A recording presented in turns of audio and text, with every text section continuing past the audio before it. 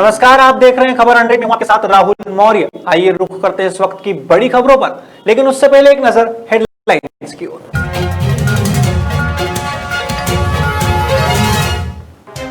गृह मंत्री नरोत्तम मिश्रा की पत्थरबाजों को चेतावनी, कहा रोके नहीं तो ठोक देंगे।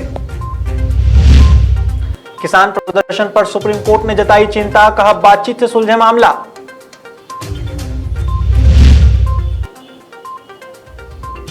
राहुल गांधी का केंद्र पर हमला, पेट्रोल और डीजल के दामों में गजब का विकास। अस्पताल से छुट्टी के बाद गांगुली ने बचपन के दोस्त को लिखा भावुक पोस्ट।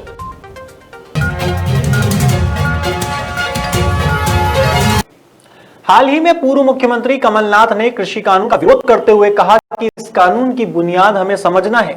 यह कानून हमारे कृषि क्षेत्र का निजीकरण कर रहा है। मध्य प्रदेश का उत्पादक पंजाब से आगे है। पंजाब का 175 लाख टन है तथा मध्य प्रदेश का 196 लाख टन है। मध्य प्रदेश, पंजाब और हरियाणा गेहूं का 2/3 उत्पादन करता है। मध्य प्रदेश में 20% लोगों को एमएसपी मिलती है। इस कानून से सबसे ज्यादा प्रभाव मध्य प्रदेश पर होगा। पूर्व मुख्यमंत्री कमलनाथ की माने तो 70% लोग मध्य प्रदेश में किसान नहीं हैं, लेकिन मध्य प्रदेश की 70% अर्थव्यवस्था कृषि क्षेत्र पर ही आधारित है। ऐसे में उन्होंने तंज कसते हुए कहा कि जनसंघ की सोच निजीकरण की थी। गरीबों को के लिए तब ये अन्य स्कीम स्टार्ट हुई कि हम गन्ना, ये मजदूरी के लिए हम गल्ला देंगे, क्योंकि हम कहाँ रखें। ये एक प्रकार के हम फंडिंग कर रहे थे, जिसको गल्ला दे उसकी फंडिंग कर रहे थे। This was transfer of funds from government to private people. कोई रूप दे दो, आप चेक से मत दो, गल्ला दे दो, ट्रांसफर ऑफ फंड्स तो होता है। तो ये बुनियादी बातें समझना बहुत जरूरी है। आज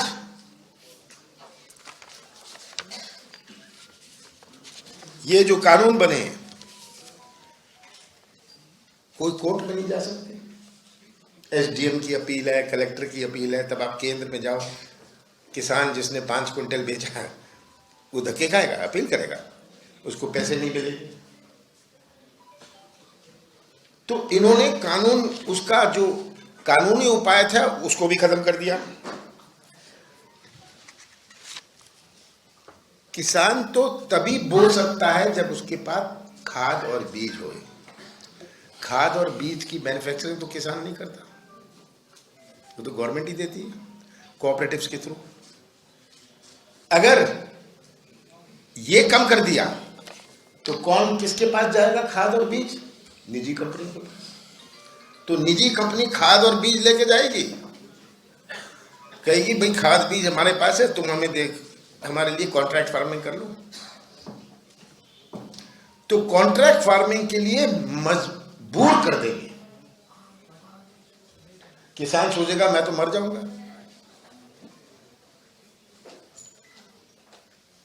तो कॉन्ट्रैक्ट फार्मिंग की जो परमिशन दी गई है, कॉन्ट्रैक्ट फार्मिंग की जो परमिशन दी गई है, कोई भी कॉन्ट्रैक्ट फार्मिंग करे, बड़ा साधारण, बड़ा सरल लगता है, पर जिस किसान को खाद और बीज ना मिले वो तो मजबूर हो जाएगा कॉन्ट्रैक्ट फार्मिंग के लिए। इसीलिए ये 3 कानून बड़े काले कानून है। मैं बड़े संक्षेप में ये बात कह रहा हूं, पर ये पूरी व्यवस्था जो बदलने का प्रयास है, इसको बारीकी से समझने का, और खास करके आप जो समाज के भी एक प्रकार के रक्षक हैं, आपको समझना कि इसका प्रभाव हमारे मध्य प्रदेश पर क्या पड़ेगा। इसमें जहां 70% हमारा अर्थव्यवस्था कृषि क्षेत्र पर आधारित है, आज के दिन मध्य प्रदेश का उत्पादन पंजाब से आगे है। पंजाब का है 175 लाख टन, 175 लाख टन। मध्य प्रदेश का है 196 लाख टन। ये मैं 19-20 की फिगर दे रहा हूं कि 20-21 की अभी तक पूरी तरह आई नहीं, पर ये बढ़ी है और ये गैप बढ़ा है। मध्य प्रदेश, पंजाब और हरियाणा 66% 2/3 प्रोडक्शन करता है गेहूं का। गुरुवार को सीएम शिवराज सिंह चौहान ने 2 मंत्रियों के साथ सीएम हाउस पर चाय पर चर्चा की। सीएम ने पहले तो चिकित्सा शिक्षा मंत्री विश्वास सारंग के साथ चर्चा की। इसके बाद खेल मंत्री यशोधरा राजे सिंधिया से भी चर्चा की। इस दौरान मंत्री विश्वास सारंग ने बताया कि मुख्यमंत्री शिवराज सिंह चौहान से चिकित्सा शिक्षा विभाग से जुड़े सभी मुद्दों पर चर्चा हुई है। साथ ही उनके द्वारा कई निर्देश भी दिए गए हैं। वहीं खेल मंत्री यशोधरा राजे सिंधिया ने बताया कि मुख्यमंत्री के द्वारा काफी अच्छी पहल की गई है, जहां पर मंत्रियों को 15 मिनट से चर्चा के लिए मिलते हैं। मुझे चाय पर चर्चा के लिए बुलाया था और उस दौरान माननीय मुख्यमंत्री जी ने हमारे विभाग नीचे करो यार कि हमारी क्या योजनाएं उस पर चर्चा की। माननीय मुख्यमंत्री जी ने हमें उस विषय में बहुत सारे निर्देश भी दिए हैं। अरे डीजी नीचे कर दो भैया। चिकित्सा शिक्षा मेरे अकेले से नीचे प्रदेश का एक बहुत महत्वपूर्ण विभाग है, जिसके माध्यम से हम डॉक्टर्स का निर्माण करते हैं। एक बहुत समाज को एक बड़ा वर्ग की सेवा का जो काम करते हैं डॉक्टर्स, उनका निर्माण इस विभाग के माध्यम से होता है। माननीय मुख्यमंत्री जी ने पहले से इसके माध्यम से इस बात को सुनिश्चित करने का निर्देश दिया है कि इस मध्य प्रदेश में बहुत गुणवत्तापूर्ण मेडिकल क्षेत्र के डॉक्टर्स का निर्माण हो। उसके लिए हमने जो नेशनल मेडिकल कमीशन ने जो नए कोर्सेज शुरू किए हैं, जो शायद देश में और किसी राज्य में शुरू नहीं हुए, चाहे वो क्लिनिकल मेडिसिन की बात हो, चाहे वो हॉस्पिटल मैनेजमेंट में पीजी कोर्स की बात हो, चाहे वो इन्फेक्शियस डिजीज में पीजी की बात हो, ये सब कोर्सेज हम मध्य प्रदेश में शुरू कर रहे हैं। यदि हमें गुणवत्तापूर्ण डॉक्टर्स का निर्माण करना है तो मेडिकल कॉलेज के हॉस्पिटल में प्रैक्टिकल ट्रेनिंग के लिए बहुत महत्वपूर्ण है कि उन हॉस्पिटल का संचालन बहुत अच्छा हो। माननीय मुख्यमंत्री जी ने निर्देश दिया है कि उन सभी हॉस्पिटल्स का हम सुचारू रूप से संचालन करें और हमने मेडिकल एजुकेशन विभाग की ओर से नए कार्यक्रम की शुरुआत करने का निर्णय लिया है, ईज ऑफ हेल्थ सर्विसेज, जिसके माध्यम से हमारे मेडिकल कॉलेज के जितने अस्पताल हैं उनमें हम करीब 15 पॉइंट हमने उसमें बनाए हैं। उसके माध्यम से हम मरीजों को जहां एक और समयबद्ध गुणवत्तापूर्ण इलाज उपलब्ध कर। बहुत ही अच्छा मौका था, उन्हें तसल्ली से 15 मिनट हमें दिए थे और एक उनकी ये नई योजना है। इंदौर के रोबोट चौराहे पर बुधवार की रात एक विक्षिप्त व्यक्ति यातायात संकेतक रोबोट पर चढ़ गया। इस दौरान वह रोबोट को नुकसान पहुंचाता रहा, लेकिन वहां मौजूद लोगों में से किसी भी व्यक्ति ने उक्त व्यक्ति को नहीं रोका। बता दें, इस दौरान पूरा पुलिस प्रशासन सीएम शिवराज सिंह चौहान की व्यवस्था में लगा हुआ था। इसी दौरान यह पूरा घटनाक्रम देखने को मिला है। अब देखना होगा कि प्रशासन इस मामले को लेकर क्या कार्रवाई करता है।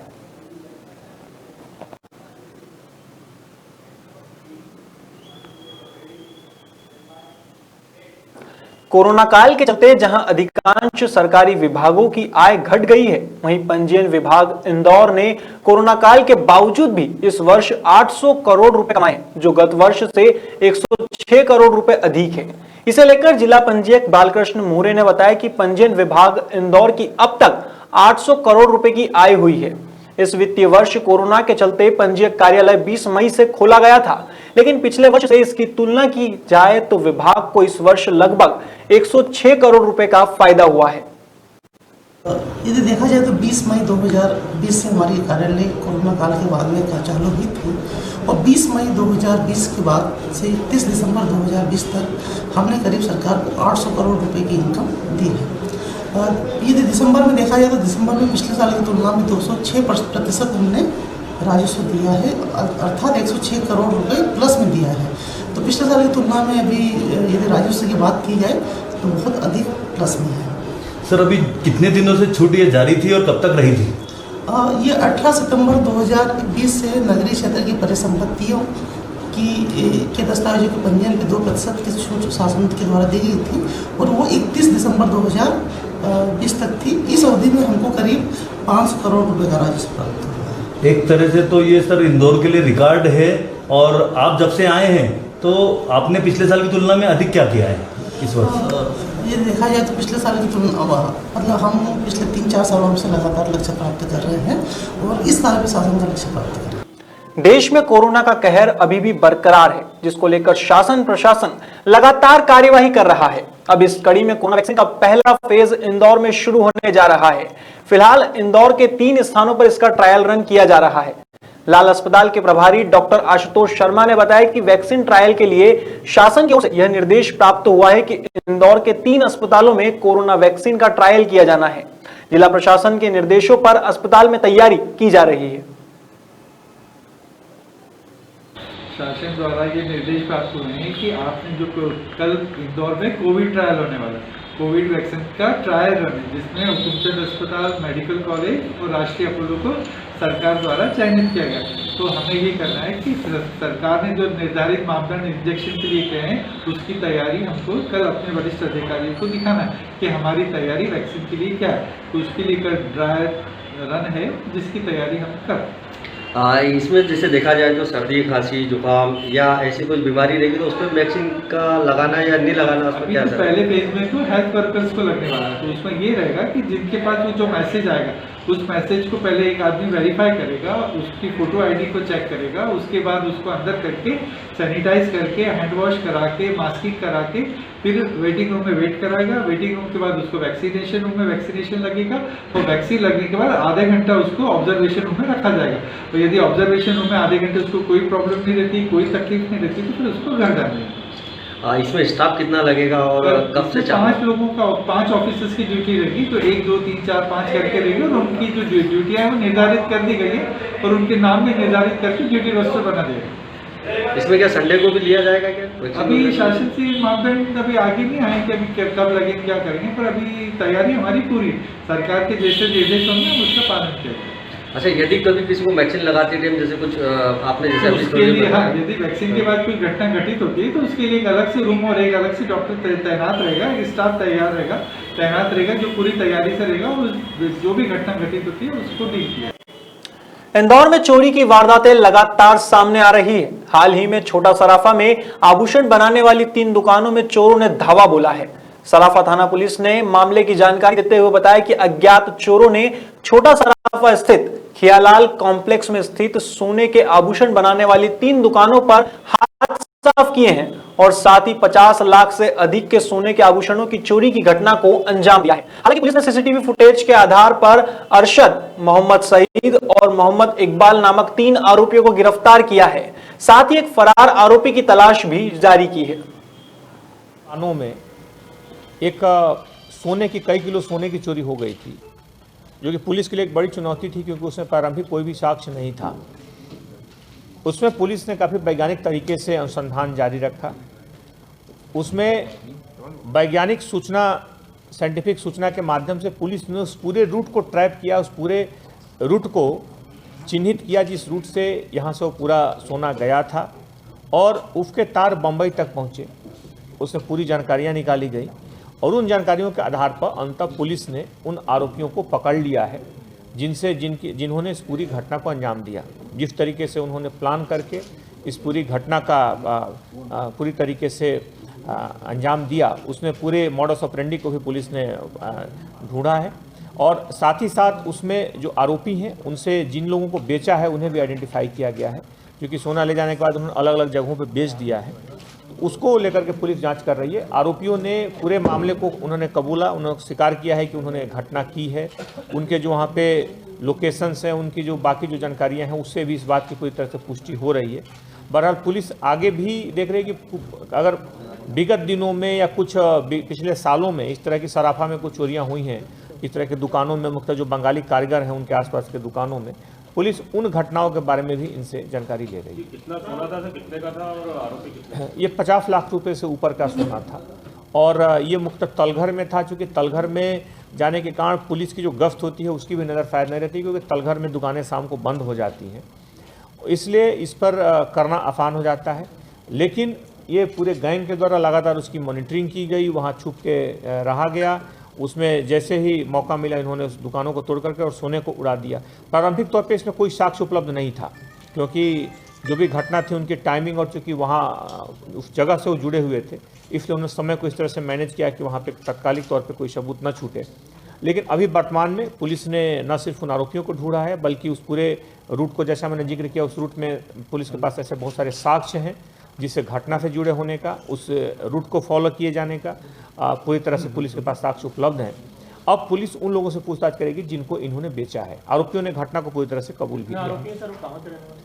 इसमें आरोपी जो हैं अभी 2 पकड़े गए हैं, बाकी इसमें अभी 1-2 आरोपी और गिरफ्तार होंगे, और साथ ही साथ जिन्होंने सोने को खरीदा है उनके लिए। उज्जैन के बहुचर्चित शराब कांड उर्फ जिंजर कांड में कई बेगुनाह लोगों की मौत हो चुकी थी, जिसको लेकर मध्य प्रदेश सरकार के मुखिया शिवराज सिंह चौहान ने कई अधिकारियों का तबादला कर दिया था। अब उसी मामले में हाईकोर्ट एडवोकेट वीरेंद्र शर्मा ने जिंजर कांड के आरोपी संजय शर्मा की तरफ से ट्रायल कोर्ट में पैरवी की और हाईकोर्ट ने जमानत भी मंजूर की है। जी बताइए, जो न्यायालय की ओर से आज जो फैसला आया है, इसमें आप क्या कुछ कहना चाहेंगे? मेरा तो इतना ही कहना है कि 2.5 महीने से मेरे हस्बैंड अंदर थे, जो कि निर्दोष थे सभी, और जो आज न्याय दिया है, जुडिशरी को मैं बहुत बहुत धन्यवाद देती हूँ कि उन्होंने बहुत सही न्याय दिया है। और आपको तो पता है, महाकाल नगरी है, भगवान की कोर्ट से ऊपर कोई सी कोर्ट नहीं होती है। और मैं सभी को धन्यवाद देना चाहती हूँ कि जो भी निर्णय हुआ है बहुत अच्छा हुआ है, और सभी को धन्यवाद। Thank you. देखिए, उज्जैन में एक बड़ा एपिसोड हो गया था कि अनफॉर्चुनेटली क्या हुआ कि जो है कुछ मजदूर वर्ग के लोग थे और उनकी ऑल ऑफ सडन डेथ होने लगी। जब पोस्टमार्टम किया गया तो पोस्टमार्टम रिपोर्ट में इनिशियली सस्पेक्ट हुआ और ये लगा कि इन लोगों की जहरीली शराब पीने के कारण मौत हुई है। धीरे धीरे ये नंबर आंकड़ा बढ़ता गया, 15 तक पहुंच गया तो एकदम प्रशासन जो है वो सख्ते में आ गया था। और सख्ते में आने के बाद इमीडिएट लाइन ऑफ एक्शन हुआ, SIT गठित की गई और चीफ मिनिस्टर तक बात चली गई थी।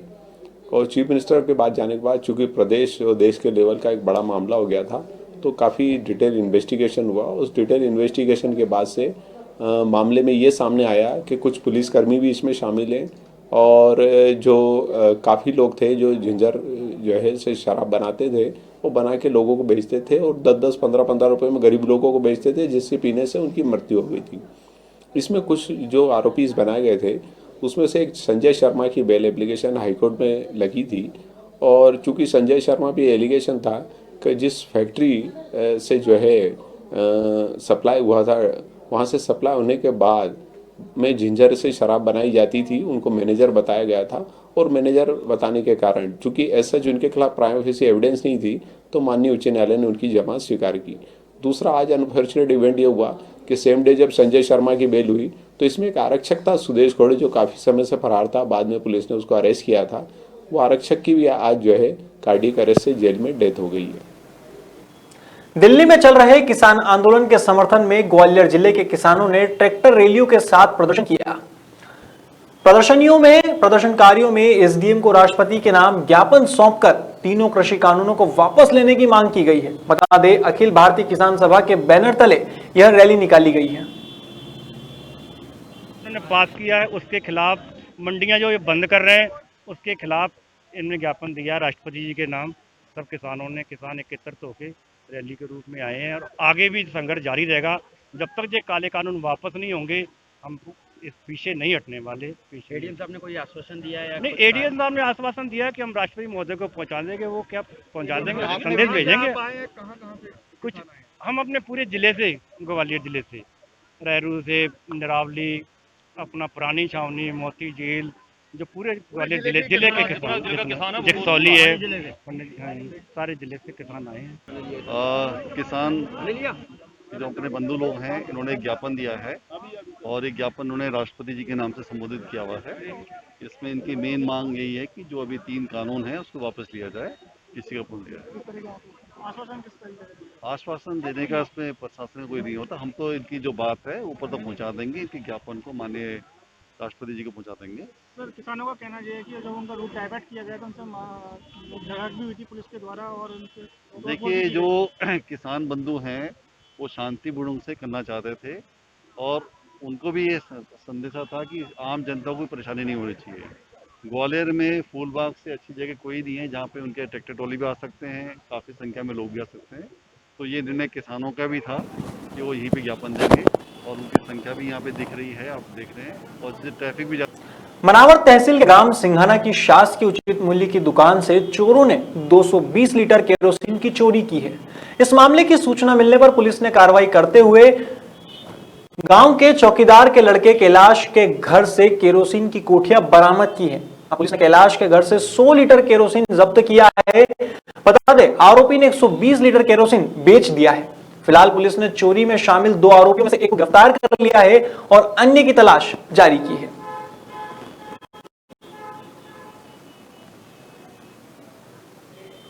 नागझीरी स्थित गोदाम पर प्रशासन और खाद्य विभाग की टीम ने छापा मारा, जहां से हजारों लीटर पाम ऑयल बरामद किया है। यहां ड्रम व लोहे के टैंक में हजारों लीटर तेल पाया गया। वहीं गुजरात से भरकर आया तेल का एक टैंकर भी जब्त किया गया है। ऑयल के नमूने लेकर उन्हें जांच के लिए भेजा गया है। वहीं प्रशासन ने बरामद किया गया ऑयल बिक्री के लिए प्रतिबंधित कर दिया गया है। देखिए, जो आप ये कार्रवाई देख रहे हैं, ये एक रूटीन कार्रवाई है और संजय ट्रेडिंग कंपनी की पाम ऑयल का ये स्टोर स्थल है।